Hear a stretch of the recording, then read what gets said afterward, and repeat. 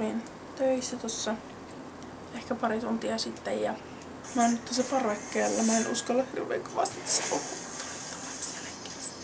Mä en oo jaksanut edes meikata tänään. Mulla tuli aamulla vähän kiire töihin. Sitten mä vaan tulin kotiin örvöttää, niin en mä jaksanut tehdä mitään itselleni. Siis noi lapset, jotka on tossa meidän leikikentällä. Siis tossa mun parvekkeen alla on leikikenttä. 2 tyttöä. Istuu kiikussa.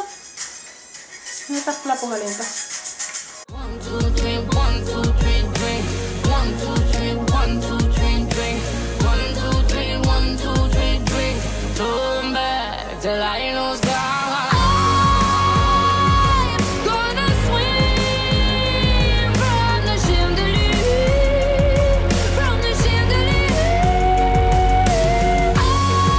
Onko sulla kylmä? Ei kiitos.